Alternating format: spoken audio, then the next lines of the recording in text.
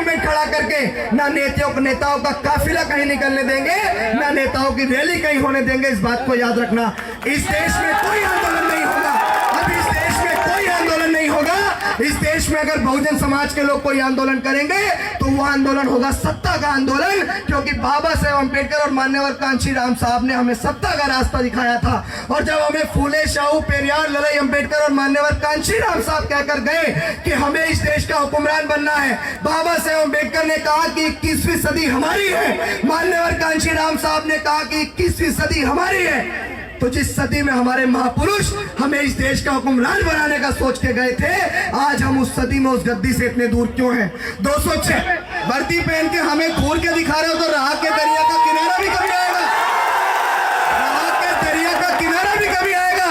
वक्त अगर अभी आपका है तो क्या हुआ, वक्त तो कभी हमारा भी आएगा, दौर तो बदलेगा। अभी अपने नेताओं को एकजुट करें, मैं करूं शांति से अपने भाषण को देके यहाँ से चला जाऊंगा। मेरा प्रशासन के लोगों से विनम्रतापूर्ण हाथ जोड़ के निवेदन है, हम लोग भारत के संविधान को मानने वाले लोग हैं, हमारे साथियों को अंदर आने तो काहे बवाल करवा रहे हो यार। बीती 15 अगस्त को प्रधानमंत्री के आर्थिक सलाहकार ने भारत के संविधान को बदलने की चर्चा शुरू की अपने एक लेख में। और वो भारत के संविधान को क्यों ना बदले?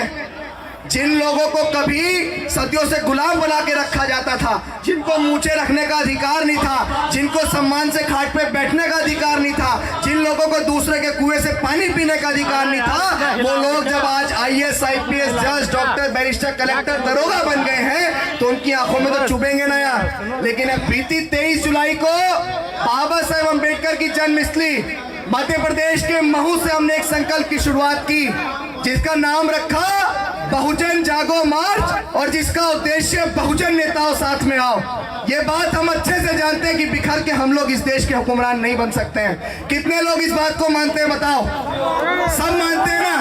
आज समाज में एक से एक कद्दावर नेता है। हम लोग महाराष्ट्र जाते हैं तो प्रकाश अंबेडकर है, रामदास अठावले है, बिहार जाते हैं तो चिराग पासवान है, तेजस्वी यादव है, हम लोग उत्तर प्रदेश आते हैं तो अखिलेश यादव है। उसके बाद हमारी विरासत को जिसने आगे बढ़ाया, जिसके लोहे को पूरी दुनिया ने माना, आयरन लेडी के नाम से उन्हें जानते आदरणीय माननीय बहन कुमारी मायावती। उसके बाद वर्तमान समय के अंदर समाज के अंदर एक और बीज उत्पन्न हुआ, जिसको आज हम लोग एडवोकेट चंद्रशेखर आजाद के नाम से जानते हैं। और हमारे बीच और भी बहुत सारे नेता हैं जिन्होंने पहले मूवमेंट चलाया और आज भी कहीं ना कहीं मूवमेंट चला रहे हैं। उदित राज हैं जिन्होंने कभी रामलीला मैदान को भर दिया था। अगर आप मध्य प्रदेश जाएंगे तो फूल सिंह बरैया हैं, अगर आप उड़ीसा जाएंगे और तमिलनाडु जाएंगे तो MK स्टालिन है। बहुजन समाज के ऐसे बहुत सारे नेता, वामन मेश्राम, तो क्या इन सबको एकजुट नहीं होना चाहिए? लेकिन हम घर से बाहर क्यों निकले?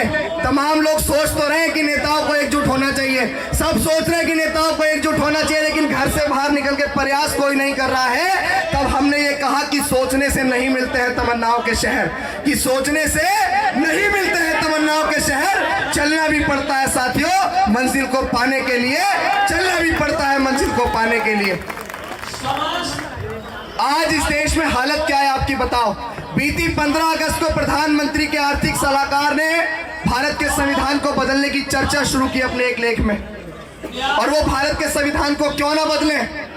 जिन लोगों को कभी सदियों से गुलाम बना के रखा जाता था, जिनको मूछे रखने का अधिकार नहीं था, जिनको सम्मान से खाट पे बैठने का अधिकार नहीं था, जिन लोगों को दूसरे के कुएं से पानी पीने का अधिकार नहीं था, वो लोग जब आज IAS, IPS, जज, डॉक्टर, बैरिस्टर, कलेक्टर, दरोगा बन गए हैं तो उनकी आंखों में तो चुभेंगे ना यार। लेकिन अगर आप अपने बारे में नहीं सोचेंगे तो 7 समुंदर पार से तो कोई नहीं आएगा क्या? और बिखरने के बाद मैं यहाँ इस खुले मन से कह रहा हूँ, जब हमारा मूवमेंट बहुत बिल्कुल पीक पे मान्यवर कांशीराम साहब 9 अक्टूबर 2006 को गए, मैं किसी नेता का विरोधी नहीं हूँ। मेरी बात को बड़े ध्यान से सुन के और समझने का प्रयास किएगा जो मैं बात कह रहा हूँ। और बीते 4 महीने से मैं एक बड़े संघर्ष को लेकर निकला। माइंड डिस्टर्ब थोड़ा सा इसलिए हो गया कि प्रशासन ने कभी कुछ कहा, कभी कुछ कहा, कभी कुछ कहा। हम तो बाहर थे, लेकिन कोई बात नहीं, आगे पुनः और बड़ा कार्यक्रम करेंगे। लेकिन हम लोग महू से निकले, इंदौर आए, देवास आए, सीहोर आए, सोनकच्छ आए, भोपाल आए, खुरई, ललितपुर, झांसी, डबरा, दतिया, ग्वालियर, मुरैना, धौलपुर, आगरा, हाथरस, अलीगढ़, औरैया, फिरोजाबाद, बुलंदशहर, हापुड़, मेरठ और उसके बाद गाजियाबाद और उसके बाद बाद आज दिल्ली के जंतर मंतर पे हम लोग पहुंच गए हैं। क्या खुशी से कोई अपने घर को छोड़ के निकलता है भाई, बताओ? नहीं। 17,000 रुपए का कलेक्शन लेके, जिसको हमारे कॉलोनियों के और हमारे जिम्मेदार साथियों ने, बड़ों ने, जिनमें लोकेश भाई, वीरपाल जी और हमारी कॉलोनी के साथी, सबका नाम लेना उचित नहीं है, उन तमाम लोगों ने 17,000 रुपए का कैश हमें दिया और हम अपने घर से ट्रेन में बैठ के निकल गए। कहाँ? महू नहीं निकले, हम पहुंचे थे रतलाम। और रतलाम पहुंचने के बाद वहां एक साथी है मुस्लिम कम्युनिटी के, दिलावर पठान, उन्होंने हमें बोला था कि भाई हम आपको महू तक छुड़वा देंगे गाड़ी से या ट्रेन से, जैसे भी। हमने कहा ठीक है जी, आप हमें वहां छुड़वा देना। हम वहां पहुंचे, उनके यहाँ रात रुके। अगले दिन 21 तारीख को जब हमने उनसे कहा कि छुड़वा दीजिए, तो उन्होंने कहा कि 2 गाड़ियां हैं, छुड़वा देते हैं। उसके बाद उनके पास एक 44 गाड़ी खड़ी थी। जैसे सामान लोड होने लगा तो उन्होंने कहा, मेरी बात को सुन के समझने का प्रयास कीजिएगा कि संघर्ष अगर ईमानदार हो तो कोई भी चीज आपके रास्ते का रोड़ा नहीं बनती है। जब हमने वहां से निकले तो उन्होंने हमसे कहा, दिलावर पठान ने, कि अभिषेक एक काम करो, ये हमारी 44 गाड़ी है और ये कुछ दिन में रिटायर हो जाएगी। इस 44 गाड़ी को आप मध्य प्रदेश तक अपनी यात्रा में ही ले जाओ। और उन्होंने हमें अपनी 44 गाड़ी दी, जिसके अंदर हमने अपना सामान लोड किया और वहां से हम लोग महू के लिए, जन्मभूमि के लिए निकल गए, जो वहां से 200-250 किलोमीटर था। शांति बना के रखो। जो वहां से 200-250 किलोमीटर था। हम महू पहुंचे, हमें रात को 10:30 या 11 बजे बारिश बहुत तेज पड़ रही थी। वहां पहुंच के इत्तेफाक ये रहा कि सोशल मीडिया पे थोड़ा सा समाज हमें जानता है, बाबा साहेब अम्बेडकर की पोइट्री करते हैं। तो वहां पे 3 बच्चे थे, जिनमें मुख्य नाम ऋतिक और 2 साथियों का नाम मेरे दिमाग से निकल रहा है। वो बच्चे वहां खड़े थे, हमने मास्क लगाया हुआ था, उन्होंने हमें पहचान लिया। उन्होंने कहा, अरे अभिषेक सर, तो उन्होंने ऊपर फोन लगाया होगा। जिनमें से एक आपके सामने बैठी हुई है दीपाली मैडम, ये महू की इंचार्ज है जन्मभूमि की। तो इन्होंने कहा कि अच्छा आए हैं, अब हमारे पास रुकने की व्यवस्था भी नहीं थी कि हम रुकेंगे कहाँ, और जन्मभूमि पहुंचे भी पहली बार थे। तो जाके देखा तो चारों तरफ छावनी एरिया, और वहां ना कोई आदमी ना कुछ, सिर्फ बाबा साहेब अम्बेडकर की प्रतिमा दिख रही थी। हमने वहां पे जब पहुंचे तो मैडम ने और राजेश वानखेड़े जो वहां के सचिव है, उन्होंने रात को हमारे रुकने की व्यवस्था जन्मभूमि के अंदर ही करवा दी। गाड़ी की व्यवस्था भी हो गई और रुकने की व्यवस्था भी हो गई। इस बात को यहाँ खोल रहा हूं कि मैं जन्मभूमि 21 जुलाई को पहुंच गया था, लेकिन हमें जन्मभूमि के कुछ साथियों ने बड़े ही हिफाजत से रखा और 2 दिन तक हमें ये महसूस नहीं होने दिया कि हम अपने घर से बाहर आए हैं या कहाँ आए हैं। ये बात मैं नेताओं से भी कहना चाहता हूं कि समाज तो बहुत जागरूक है भाई। जब हम लोग वहां से 23 जुलाई को निकले तो ये भी नहीं पता था कि आगे का रूट मैप क्या और जाएंगे कहाँ।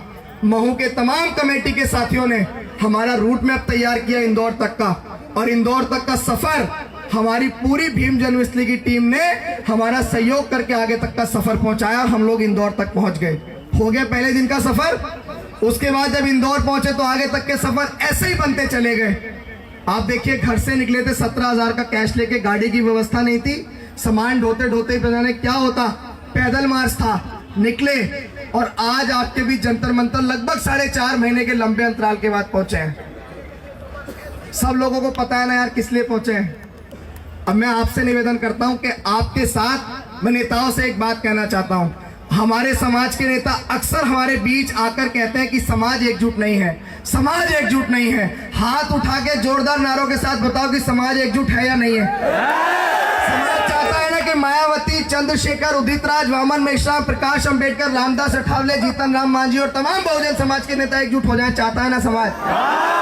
और इस मंच के माध्यम से आज अपने नेताओं को ललकारना चाहता हूं और नेताओं से कहना चाहता हूं कि अगर आने वाले लोकसभा के इलेक्शन से पहले अगर आप लोग एकजुट नहीं हुए, बड़ी ईमानदारी से हमारी जुबान की कीमत है और हमेशा से हमने जो कहा है वो करके दिखाया है।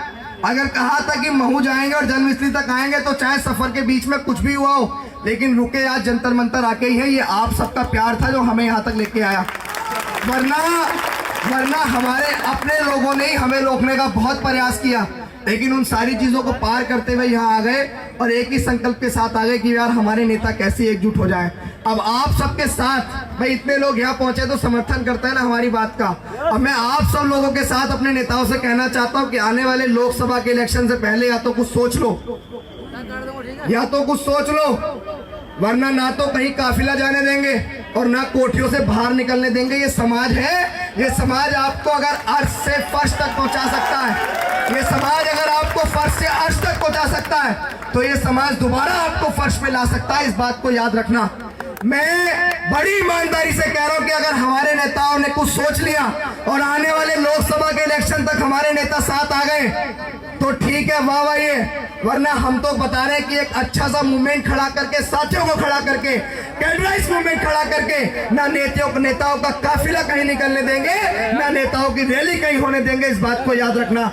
इस देश में कोई आंदोलन नहीं होगा, अब इस देश में कोई आंदोलन नहीं होगा। इस देश में अगर बहुजन समाज के लोग कोई आंदोलन करेंगे तो वो आंदोलन होगा सत्ता का आंदोलन, क्योंकि बाबा साहेब अम्बेडकर और मान्यवर कांशीराम साहब ने हमें सत्ता का रास्ता दिखाया था। और जब हमें फूले शाहू पेरियार लड़ाई अम्बेडकर और मान्यवर कांशीराम साहब कहकर गए कि हमें इस देश का हुक्मरान बनना है, बाबा साहेब अम्बेडकर ने कहा कि 21वीं सदी हमारी है, मान्यवर कांशीराम साहब ने कहा कि 21वीं सदी हमारी है। तो जिस सदी में हमारे महापुरुष हमें इस देश का हुक्मरान बनाने का सोच के गए थे, आज हम उस सदी में उस गद्दी से इतने दूर क्यों हैं? 206 वाला बहुमत आज एक सीट पे क्यों है? आज हम इस देश में एक भी सांसद बनाने की औकात क्यों नहीं रख रहे हैं? ये सवाल नेताओं से कौन करेगा? कौन करेगा ये सवाल नेताओं से? भाई हम तो अपने घर को छोड़ के निकल गए और हमारा आखिरी संकल्प यही है कि जब तक हमारे नेता एकजुट नहीं होंगे, ना चैन की नींद सोएंगे और ना चैन की नींद अपने नेताओं को सोने देंगे। आप सबके विश्वास के साथ बोल रहे हैं। उम्मीद भी नहीं की थी कि जब जंतर मंतर पहुंचेंगे तो इतना सारा समाज का लोग जो है हमारा साथ देंगे।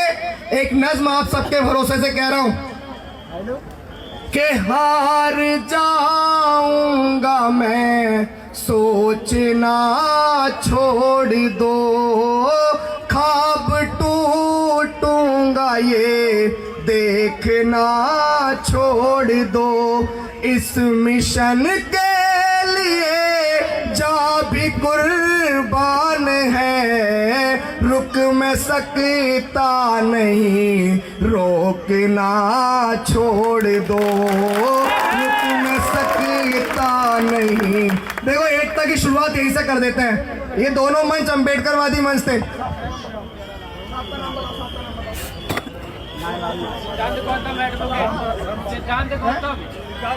मेरा निवेदन है, यहाँ 2 अम्बेडकरवादी मंच लगे यहाँ, और एकता की शुरुआत यहीं से करता हूँ। हमारी परम सम्मानीय राष्ट्रीय बौद्ध महासभा के जितने भी साथी हैं, मैं आपके समाज का छोटा सा बच्चा एक बड़े संकल्प को लेकर निकला था बाबा साहेब अम्बेडकर की जन्मस्थली से।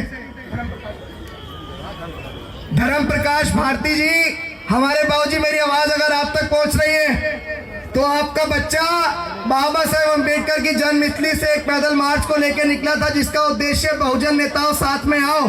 और मैं बहुत अच्छे से जानता हूं कि हमारे समाज के तमाम बुद्धिजीवी लोग इस बात को चाहते हैं।